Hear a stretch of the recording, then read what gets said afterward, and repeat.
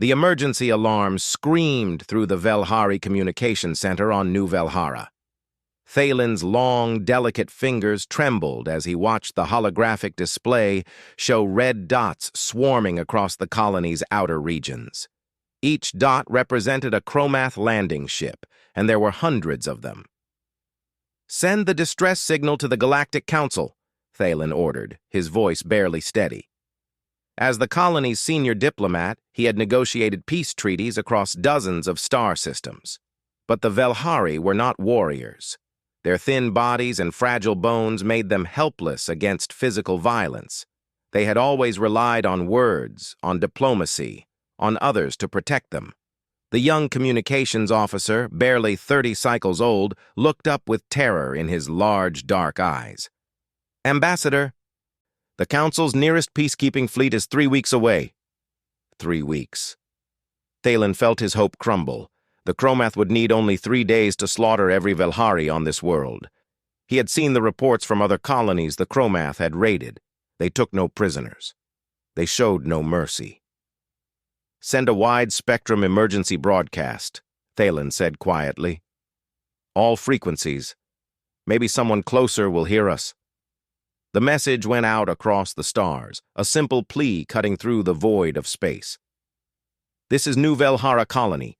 We are under attack by Chromath raiders. Civilian population of 800,000 in danger. Please, anyone who can hear this, we are dying. Please help." Captain Hyun sat in the command chair of the UHNS Indomitable, reviewing patrol reports with his usual calm focus. The human warship had been charting the outer edges of this sector for 2 months, a routine assignment that let his crew rest after their last deployment. At 42 years old, Hyun had spent half his life in space, rising through the ranks through skill and an unshakable sense of duty.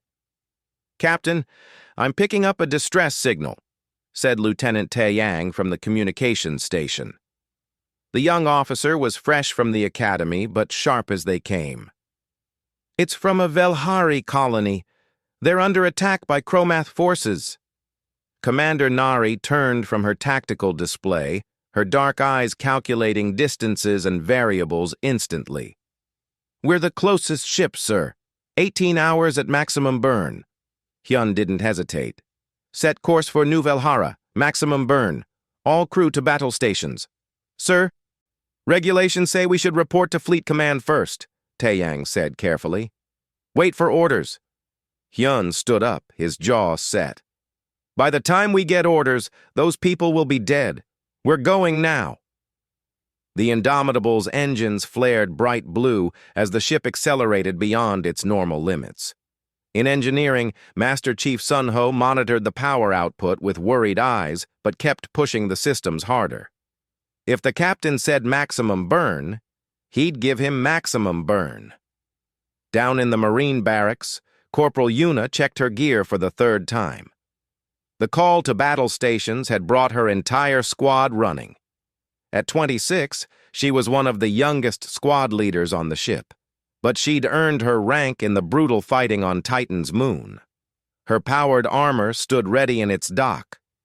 7 feet of reinforced plating and hydraulic muscle that would make her stronger than any natural creature. "Think we'll actually see combat?" asked Private Jinwoo, trying to hide his nervousness. Yuna smiled coldly. "Chromath don't run from fights. Yeah, we'll see combat." On New Velhara, the killing had begun.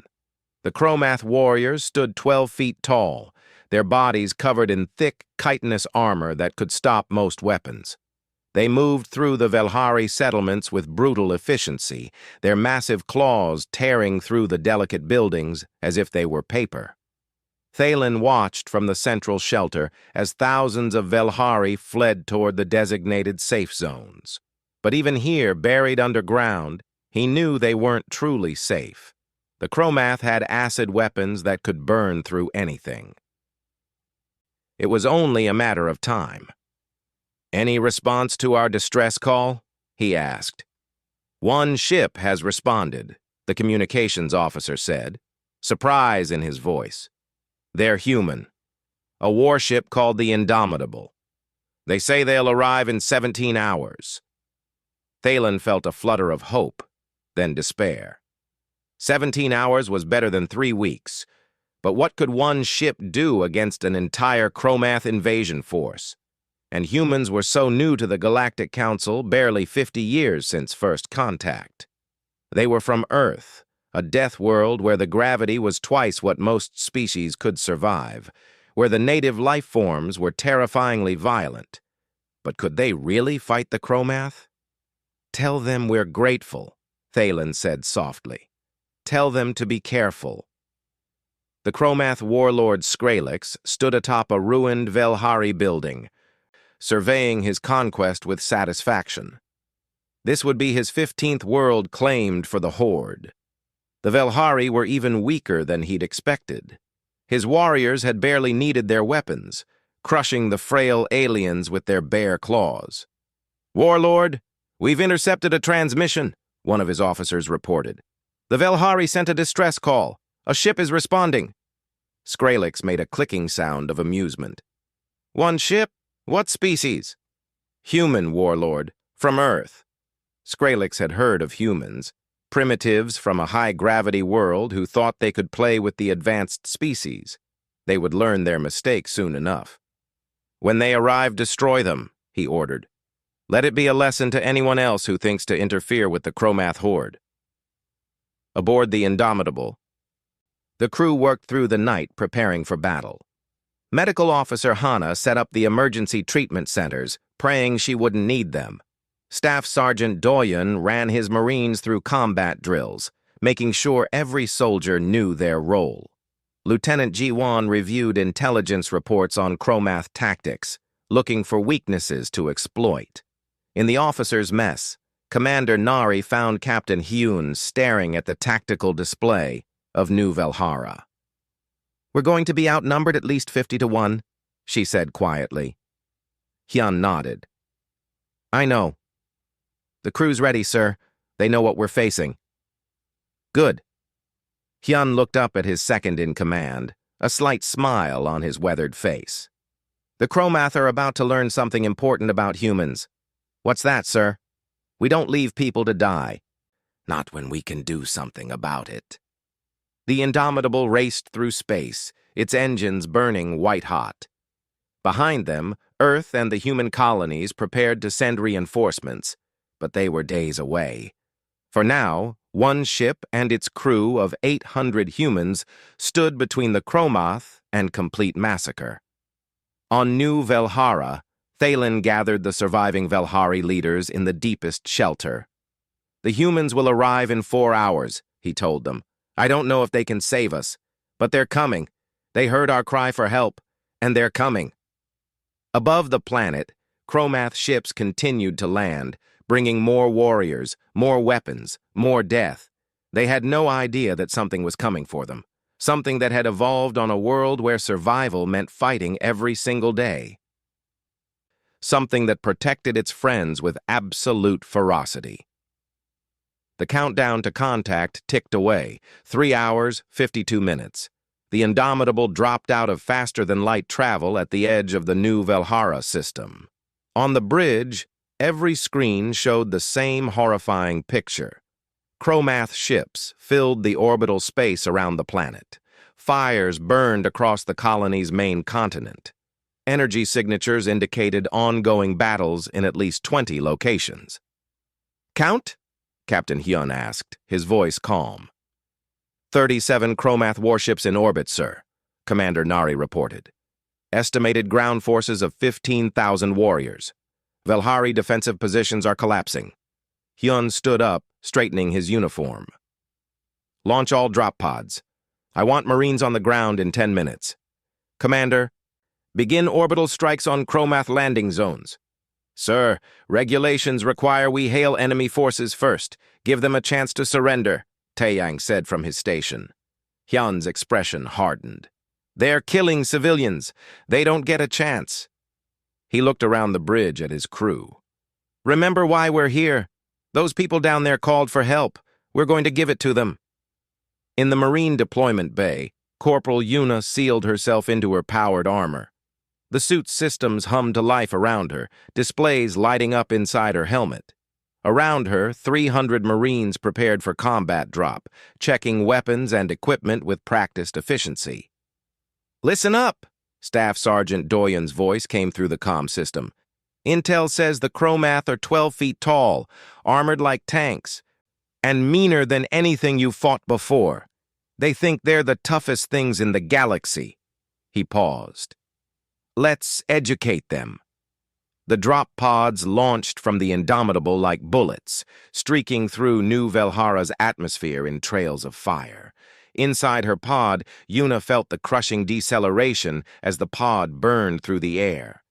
Most alien species couldn't survive this kind of drop. The G-forces would turn their insides to liquid.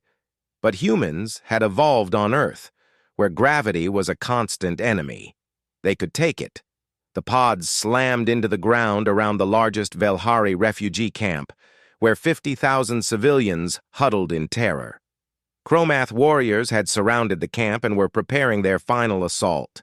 They turned in surprise as the human drop pods cratered into the earth around them. Yuna's pod door blew open. She stepped out into hell. A Chromath warrior charged her immediately, its 12-foot frame towering over her armored suit. Its claws could tear through steel. Its chitinous armor had evolved over millions of years to be nearly impenetrable. It had killed hundreds of beings across dozens of worlds. Yuna met its charge head-on. Her armored fist drove into the Chromath's thorax with hydraulic force that could bend steel. The alien's natural armor cracked like glass. It fell back, stunned, unable to believe what had just happened. Yuna's rifle came up, firing rounds designed to punch through armored vehicles. The Chromath warrior's head exploded. She was already moving to the next target. Around the refugee camp, 300 human Marines established a defensive perimeter against 3,000 Chromath warriors. It should have been a massacre. It was, but not the way the Chromath expected. Private Jinwoo fired his heavy weapon in controlled bursts, each round finding a target. The Chromath had never faced weapons like this, built by a species that had spent thousands of years perfecting the art of killing each other. They charged the human lines with confidence, expecting their natural advantages to overwhelm the smaller opponents. They didn't expect the humans to stand their ground. They didn't expect the precision of human tactics. They didn't expect the cold, calculated violence that came from a species that had survived on a world where everything wanted them dead. Staff Sergeant Doyun coordinated his squad with calm efficiency. Team 1, suppress that left flank. Team 2, I need anti-armor on that group pushing the east side. Medical, we've got wounded at checkpoint 3. His 12-person squad held a position that should have required 100 soldiers. They used terrain, covering fire and tactical movement that the straightforward Chromath couldn't counter. When a Chromath warrior got close enough to engage in melee combat, it discovered that human-powered armor could hit just as hard as they could, only faster and more precisely. Inside the refugee camp, Thalen watched the battle through a surveillance system. His mind, attuned to telepathy, could sense the thoughts of the humans fighting above. What he felt terrified him almost as much as it amazed him. There was no fear in the human soldiers, only focus, only determination. Only a cold certainty that they would win or die trying. The Velhari had never encountered minds like this. Even the Chromath, savage as they were, felt fear and self-preservation. The humans felt only duty and a fierce protective instinct for people they had never even met. Aboard the Indomitable, Commander Nari coordinated the orbital bombardment with surgical precision. Tungsten rods, accelerated by gravity, slammed into Chromath positions with the force of nuclear weapons. Each strike was calculated to avoid civilian areas while devastating enemy concentrations. "Chromath ships are moving to engage us," Lieutenant Taeyang reported. "Good," Nari said. "Target their engines first. I want them crippled, not destroyed. We might need to question survivors." The space battle began. 5 Chromath warships moved to attack the single human vessel. They had superior numbers and their ships were larger, but the Indomitable had been built by a species that understood war in their bones. The human warship moved with impossible agility for something its size. Its weapons fired with accuracy that seemed impossible. Within minutes, 2 Chromath ships were crippled, their engines destroyed. A third took a direct hit to its command center and went dark. In engineering, Master Chief Sunho rerouted power systems faster than should be possible. "Giving you 120% on weapons, Commander," he called through the comm. "But I can't hold it long." "Long enough," Nari replied, and the Indomitable's main guns fired again. On the ground, the tide of battle shifted dramatically. The Chromath warriors, used to easy victories against weaker species, found themselves pushed back. Some tried to retreat. Staff Sergeant Doyen's orders were clear. No one who participated in attacking civilians was allowed to escape.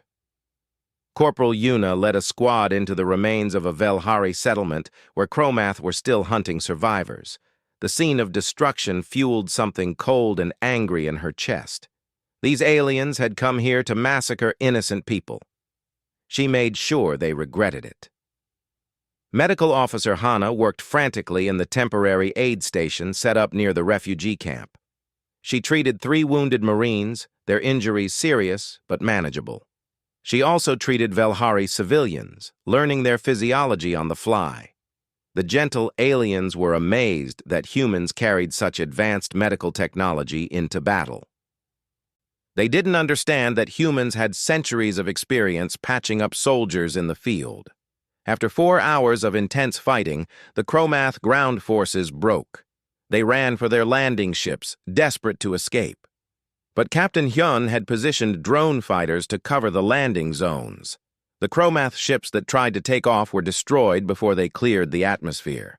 Warlord Skralex watched his invasion force crumble from his command ship in orbit. He had lost 6,000 warriors. His ships were being systematically disabled, and all of this had been done by a single human vessel with a crew of less than 1,000. "Retreat," he ordered.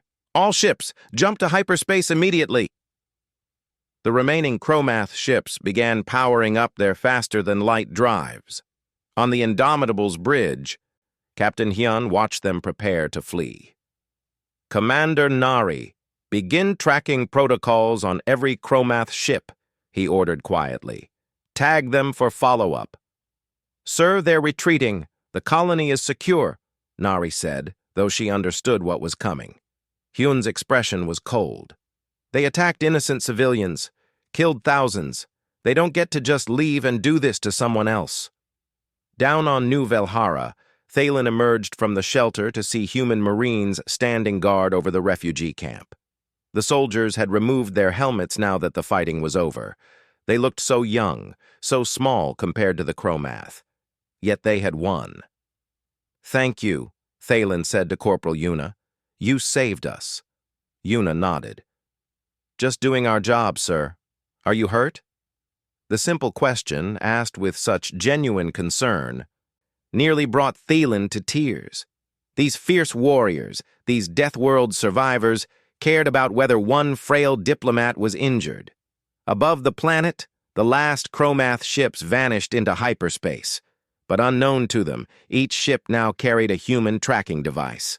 The hunt was just beginning. The Chromath fleet jumped through hyperspace, leaving New Velhara behind.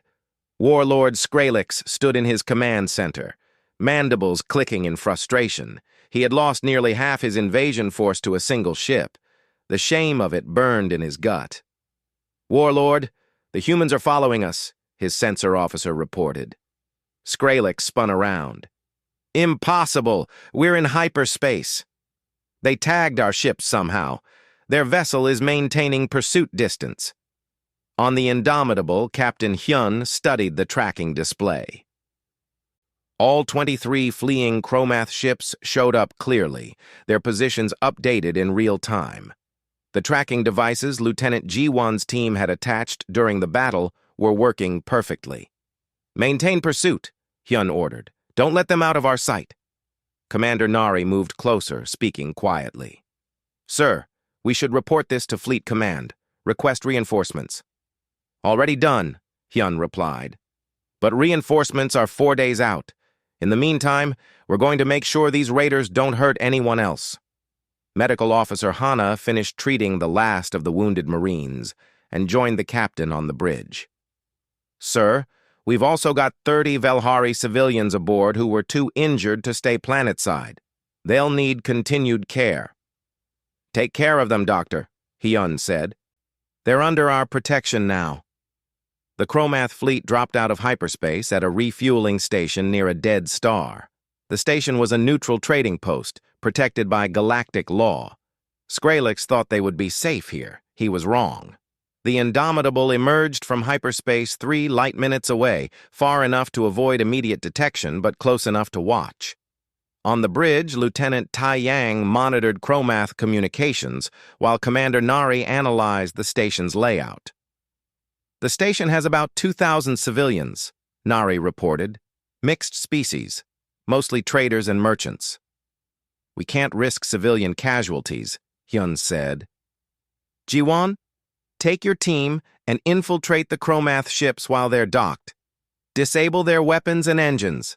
Make it look like mechanical failures." Lieutenant Jiwon smiled. At 28, he had been in special operations for 6 years. Infiltration was what he did best. "Yes, sir. My team can be ready in 20 minutes." The infiltration team left the Indomitable in a stealth shuttle that was nearly invisible to sensors. 6 operators, all experts in covert operations, approached the refueling station using the electromagnetic interference from the dead star as cover.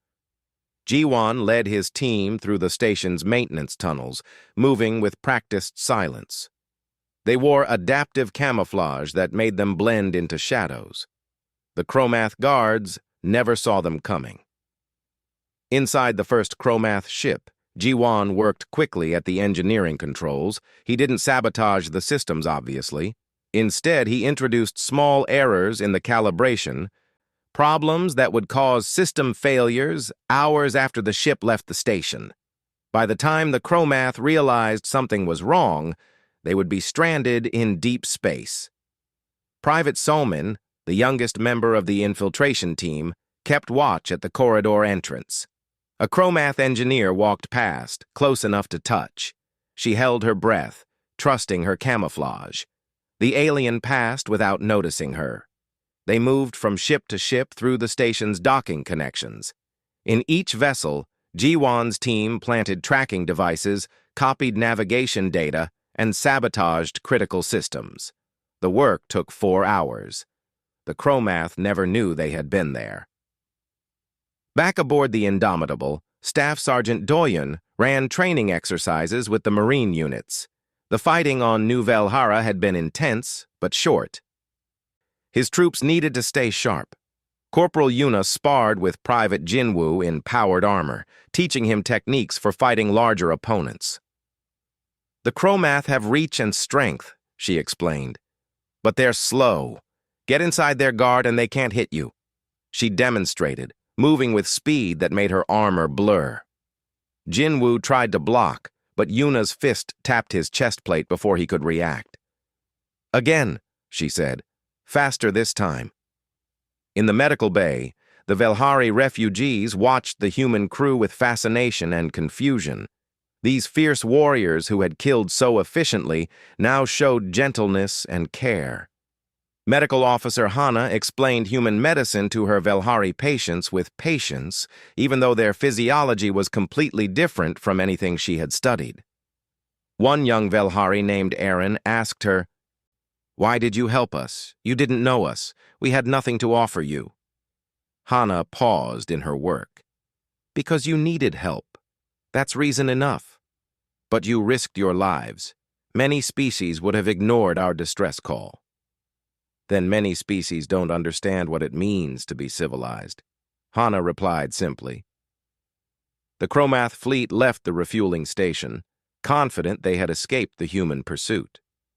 3 hours into their journey, the first ship's engines failed. Then another. Within 6 hours, 15 Chromath vessels were stranded in space, their crews desperately trying to repair systems that kept failing in cascading errors.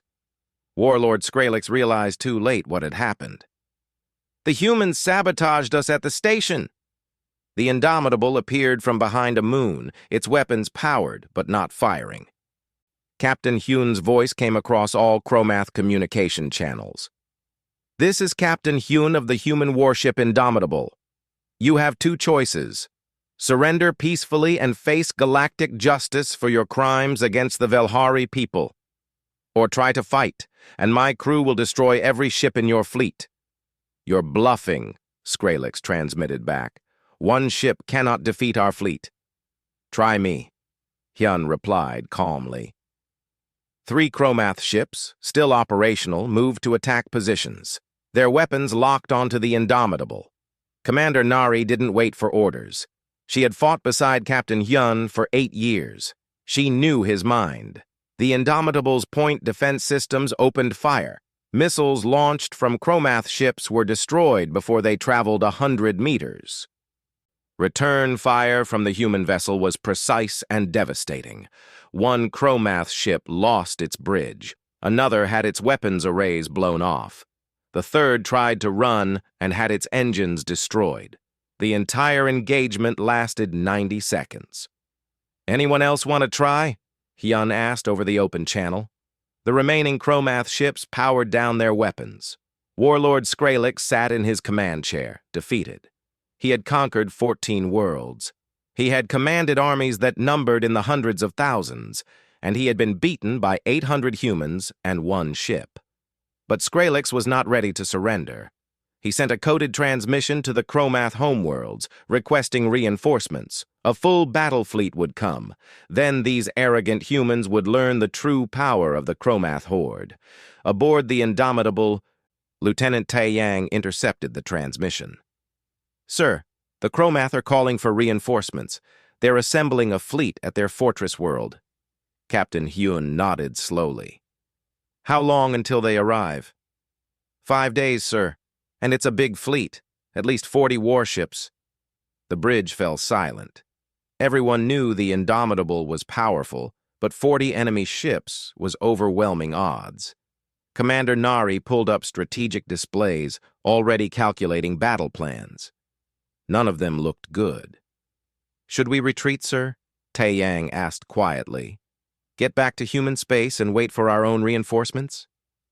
Hyun looked at the young lieutenant. "And let the Chromath regroup? Let them attack another innocent world while we run away?" He shook his head. "No, we're not running." "What are we going to do, sir?" Nari asked. "We're going to make sure that fleet arrives exactly where we want it," Hyun replied. "And we're going to call in some help of our own." He opened a priority channel to Earth Fleet Command. "This is Captain Hyun, UHNS Indomitable, requesting immediate deployment of all available forces to my position. We have an opportunity to end the Chromath raiding threat permanently, but we need support." The response came back within an hour. Fleet Admiral Minho's face appeared on the screen, weathered and serious. "Captain Hyun, your request is approved. The 5th Expeditionary Fleet is being deployed to your location. Estimated arrival in 4 days." "Thank you, sir." "Hyun," the Admiral said, his expression softening slightly. "What you did on New Velhara is getting attention. Good attention. Don't get yourself killed before we get there." "I'll do my best, sir." The transmission ended. Captain Hyun turned to his crew. "We have 4 days to prepare. The Chromath are bringing a fleet to crush us, but they don't know we're bringing a fleet of our own." Down in engineering, Master Chief Sunho started planning upgrades to the ship's systems. They would need every advantage.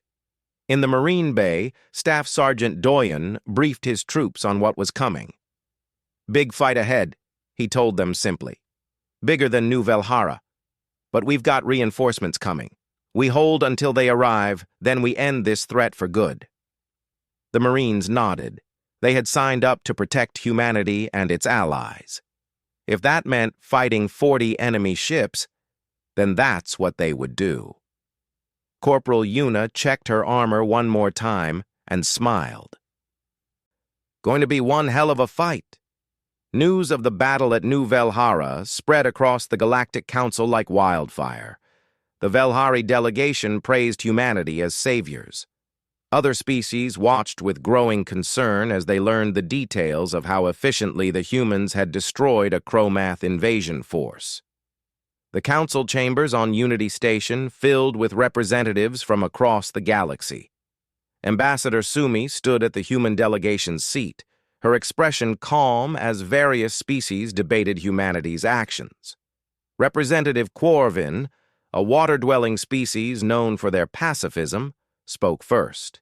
His translation device made his bubbling voice sound stern. The humans used excessive force. They pursued a retreating enemy across 3 star systems. They sabotaged neutral territory. This is not how civilized species behave.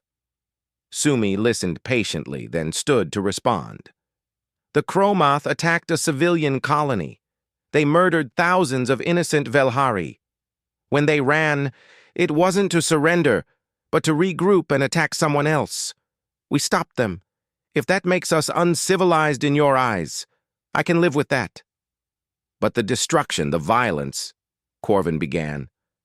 Was necessary, Sumi interrupted.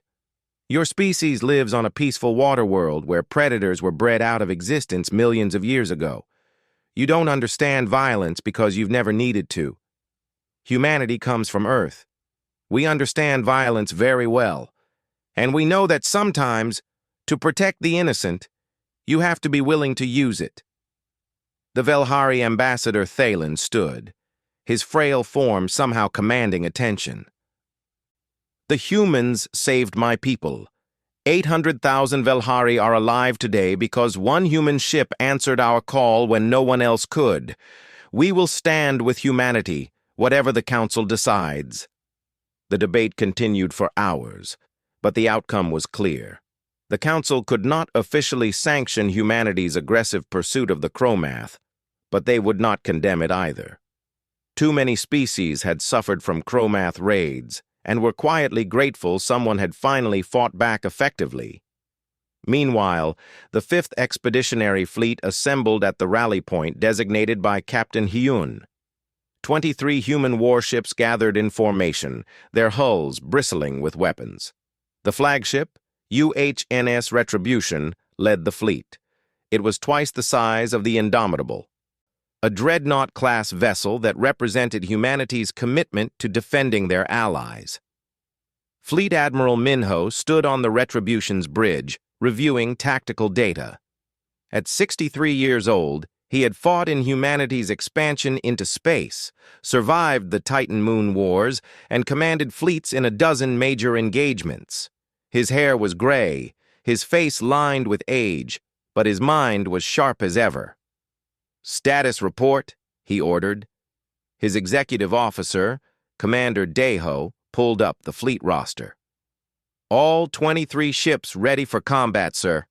15,000 Marines across the fleet. Supply ships loaded and prepared. We can maintain combat operations for 30 days without resupply." "Good. Set course for the Chromath Fortress world. Maximum speed." The fleet jumped to hyperspace, streaking toward their destination. Aboard each ship, crews prepared for the largest battle humanity had fought since joining the Galactic Council. On the assault carrier, UHNS Warrior, Colonel Doyen, recently promoted for his actions on New Velhara, briefed his battalion commanders. 3,000 Marines sat in the briefing room, listening intently. "The Chromath Fortress world has heavy ground defenses," Doyen explained, tactical displays showing the planet's layout.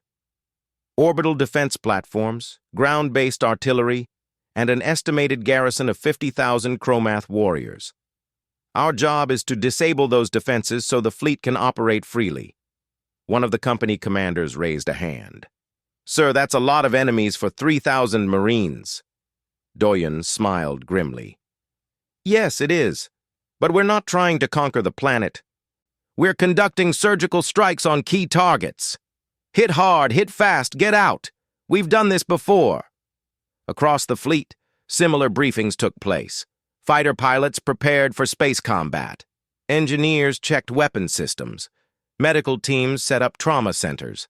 Everyone knew this would be the biggest test humanity had faced in the galaxy so far.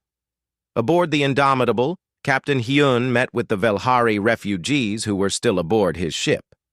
Ambassador Thalen had requested to stay, along with a small delegation, to witness what would happen. "You should transfer to one of the support ships," Hyun told Thalen gently. "This vessel will be in the thick of the fighting." "That's exactly why we must stay," Thalen replied. "Our people need to understand what you're doing, what you're risking. I will witness this battle and tell our children what humanity did for us." Hyun nodded, respecting the Velhari's courage, even if he worried for their safety.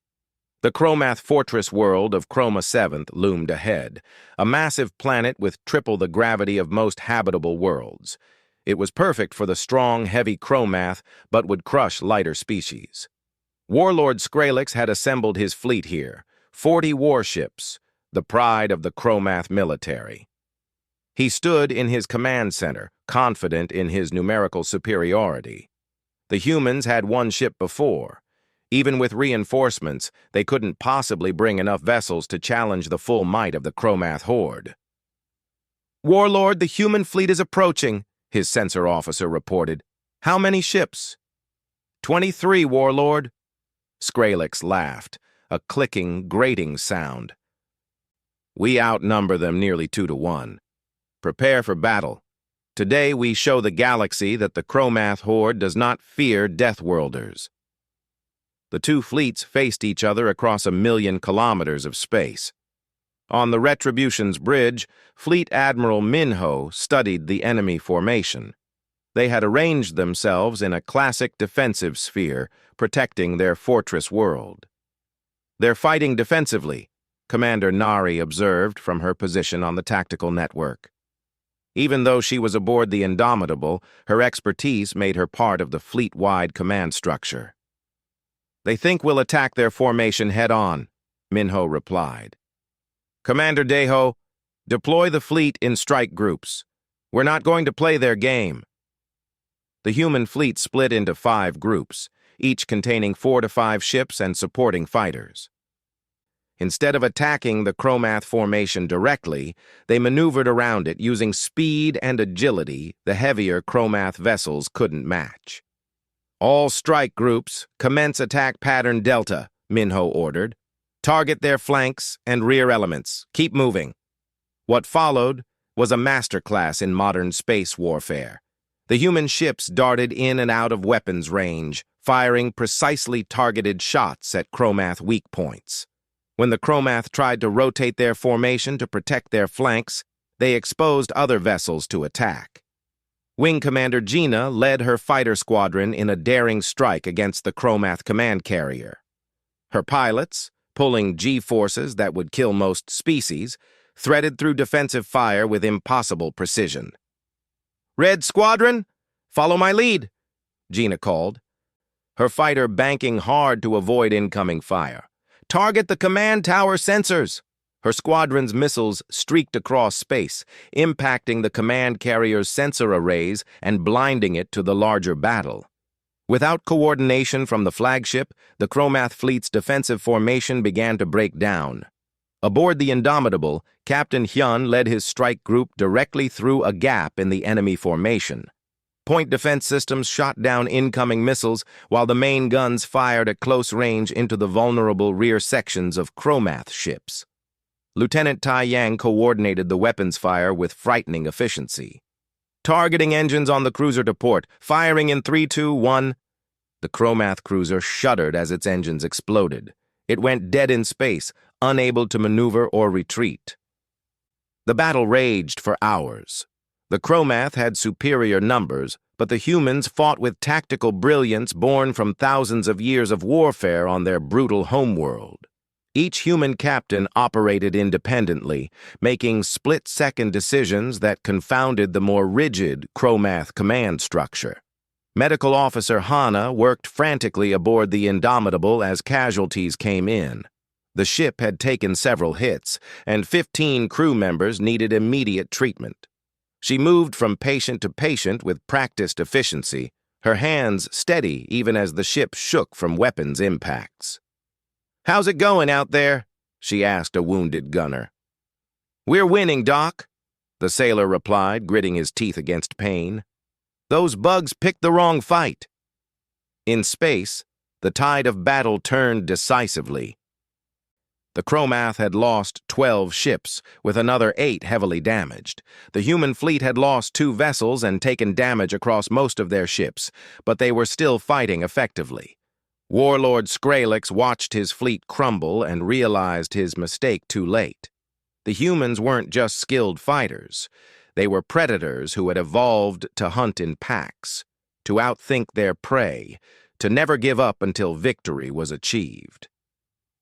"All ships, retreat to the planet," he ordered desperately. "Use the orbital defenses." But Fleet Admiral Minho had anticipated this. "Colonel Doyon, commence ground assault. Disable those planetary defenses." Drop pods launched from multiple ships, thousands of them streaking toward Chroma 7's surface. Inside each pod, human Marines prepared to fight on a world where the gravity was crushing and the enemy outnumbered them 10-1. It was exactly the kind of fight humans were good at. The drop pods slammed into Chroma 7's surface with brutal force. The planet's gravity was 3 times Earth normal, enough to immobilize most galactic species. For humans, it was heavy but manageable. Their bodies had evolved under Earth's crushing gravity. This was just another day at work. Colonel Doyon's pod door blew open, and he stepped onto alien soil. Around him, 3,000 human Marines deployed in perfect formation despite the heavy gravity. Their powered armor compensated for some of the weight, but every movement still required more strength than it would on a normal world. "Remember your training," Doyon called over the command channel. "This gravity will slow down the Chromath too. Use that. Move fast, hit hard, keep pushing." The Chromath defenders had not expected an actual ground assault. No sane species would try to fight on a high-gravity world by choice. But humans weren't like other species. They charged forward with determination that bordered on madness. Corporal Yuna led her platoon toward the first orbital defense platform. The massive installation bristled with weapons designed to destroy ships in orbit. Chromath defenders poured out to meet the human assault, confident that their natural adaptation to high gravity would give them advantage. They learned quickly that humans could adapt too. Yuna's platoon moved with practiced efficiency, using cover and suppressing fire to advance. When Chromath warriors tried to charge, they met concentrated fire from human weapons that hit harder than anything the Chromath had faced. Their natural armor, so effective against most species' weapons, couldn't stop rounds designed by Deathworlders. "Breach team, on me!" Yuna called, running toward the platform's main entrance. Her squad followed without hesitation. Trust absolute. They burst through the doors into a corridor full of Chromath defenders. The close-quarters battle was savage and quick. Human combat training emphasized speed and precision even in confined spaces. Within 3 minutes, the corridor was clear. Private Jinwoo planted explosive charges on the platform's main power core, while the rest of the platoon held the entrance against Chromath reinforcements. "Charges set! 30 seconds!" The platoon pulled back in good order, their training showing in every movement. The explosion destroyed the platform's ability to fire on the human fleet above. 1 target down, 19 to go. Across the planet's surface, similar battles raged. Human Marines hit defensive installations with coordinated strikes that overwhelmed the Chromath defenders. The aliens had never faced an enemy so relentless, so adaptable, so willing to fight in conditions that should have been impossible. In orbit, the space battle continued. Fleet Admiral Minho watched as the planetary defenses went offline one by one. "Good work, Colonel Doyon. Keep it up." The Chromath fleet tried desperately to retreat to the safety of their fortress world, but with the orbital defenses failing, they had nowhere to go. Human ships pressed their advantage, disabled vessel after vessel. On the Retribution's bridge, Commander Deho reported, "Sir, 31 enemy ships destroyed or disabled. 9 are trying to flee the system." "Don't let them," Minho ordered. "I want this threat ended today." Wing Commander Gina's fighter squadron pursued the fleeing Chromath ships, their smaller vessels faster and more agile. "Red Squadron, split up and take them one at a time. No one escapes." The fighters hunted down the fleeing ships with ruthless efficiency. Within an hour, every Chromath vessel was either destroyed or dead in space. On Chroma 7, Warlord Skrillex retreated to his fortress command center, the last stronghold still under Chromath control. He watched his empire crumble on the tactical displays. 50,000 defenders had been reduced to less than 10,000. His fleet was gone. His fortress world was being conquered by an enemy that should not have been able to set foot on its surface. "How?" he asked no one in particular. "How is this possible?" Colonel Doyen's voice came over the fortress communication system, having hacked into it. "Because you made a mistake, Warlord. You attacked innocent people and thought there would be no consequences. You were wrong." "What do you want?" Skrillex transmitted back. "Surrender. Order your remaining forces to stand down. Face justice for what you've done, or we keep fighting until there's nothing left of your military." Skrillex looked around at his remaining officers. They were defeated, broken. The mighty Chromath horde had been crushed in a single day by these Deathworlders. "I surrender," he said quietly. The battle for Chroma 7 ended 16 hours after it began. The human fleet had destroyed or captured the entire Chromath military force. 4 human ships had been lost, and 342 Marines had died. Losses that hurt but were far less than anyone had predicted. Aboard the Indomitable, Medical Officer Hana finished treating the last of the wounded. She was exhausted, having worked non-stop for 18 hours, but every patient who could be saved had been saved. That was what mattered. Captain Hyun stood on his bridge, looking at the tactical display showing a conquered world. He felt no joy in the victory, only relief that it was over and satisfaction that justice had been served. Ambassador Thalen approached him carefully. "Captain, I watched the entire battle. I felt the minds of your warriors." "I don't understand you." "What don't you understand?" Hyun asked. "Your people fight with such ferocity, such violence, but you also show mercy when enemies surrender. You risk your lives for strangers. You mourn your dead with deep sadness. How can you be so fierce and so gentle at the same time?" Hyun thought for a moment. "Because we come from Earth. Our world taught us that life is precious because it's so hard to survive.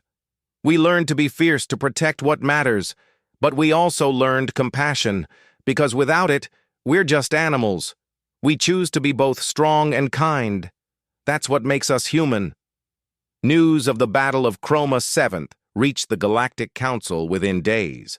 The response was mixed. Some species celebrated the defeat of the Chromath Raiders. Others feared what humanity's military capabilities meant for the balance of power in the galaxy.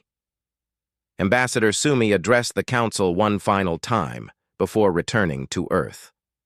"I know some of you are afraid of us now. You've seen what humans can do when we fight, but understand this. We don't want to conquer. We don't want to rule. We just want to live in peace and help those who need it. The Chromath threatened that peace. We responded. If other threats emerge, we'll respond to those too. Not because we love violence, but because we remember what it's like to be helpless against a stronger enemy. We will never let others suffer that way if we can prevent it."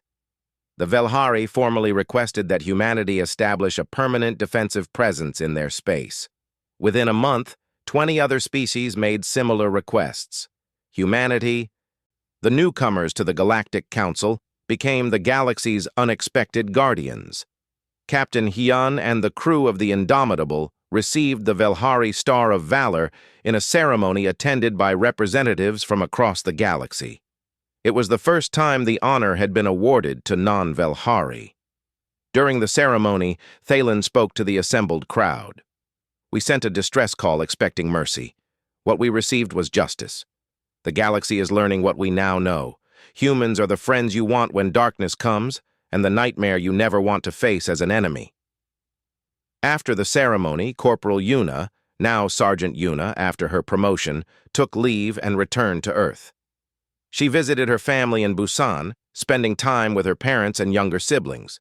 They asked about space, about aliens, about the battles. "Is it dangerous out there?" her little brother asked. "Sometimes," Yuna admitted, "but it's also beautiful. And it's safer now because we're out there making sure bad people can't hurt good people." Lieutenant Tai Yang returned to Seoul, walking through the streets of his childhood. The city looked the same, but he saw it differently now. These people, living their quiet lives, had no idea that humanity was becoming known across the galaxy as protectors. He liked it that way. Let them live in peace. He and others like him would make sure they could. On the Retribution, Fleet Admiral Minho prepared his report for Earth Fleet Command. The 5th Expeditionary Fleet had completed its mission with minimal casualties and maximum effectiveness. The Chromath threat had been neutralized. Other hostile species were now thinking twice before attacking weak civilian targets. "Sir, we're receiving a message from Chromath Space," Commander Deho reported. "Put it through." A Chromath diplomat appeared on screen, one of the few civilian leaders not involved in the military's raiding campaigns. "Admiral Minho, I speak for the Chromath civilian government. We wish to formally apologize for the actions of our military and request peace negotiations with humanity and the Galactic Council." Minho studied the alien carefully. "Your military attacked innocent civilians, killed thousands. What guarantees can you offer that this won't happen again?" "We are dismantling our raider fleets. We will submit to Council monitoring. We will pay reparations to the Velhari and any other species we have harmed. Please, we do not wish further conflict with humanity." "Smart choice," Minho said. "We'll forward your request to the Council. But understand this. If the Chromath ever attack civilians again, humanity will respond. And next time, we won't stop at your fortress world." The message was clear. The Chromath had learned their lesson. Months later, on New Velhara, the colony had been rebuilt. Human engineering teams had helped reconstruct the settlements destroyed in the initial attack. A monument stood in the central square, depicting a Velhari and a human standing together, representing the alliance born from tragedy. Ambassador Thalen stood before the monument with Captain Hyun, who had returned to visit the world he had saved. "Your people changed the galaxy, Captain," Thalen said, "not through conquest or domination, but through courage and compassion." Hyun shook his head. "We just did what was right. Anyone would have done the same." "No," Thalen replied gently. "Most would not have. That's what makes humanity special. You have the strength of Deathworlders and the hearts of protectors. The galaxy is better for having you in it." As Hyun returned to the Indomitable, preparing for the next patrol, the next mission, he thought about Thalen's words. Humanity had come to the stars looking for knowledge, for adventure, for new beginnings. What they had found was purpose. They had become the shield for those who couldn't protect themselves, the sword against those who preyed on the weak, the hope for species who had given up on justice. They were humans, they were from Earth, and they would never stop fighting for what was right. The stars stretched endlessly before them, full of wonders and dangers. But whatever came next, humanity would face it the same way they had faced every challenge in their history, together, determined, and absolutely unwilling to give up. The age of human protection had begun, and the galaxy would never be the same.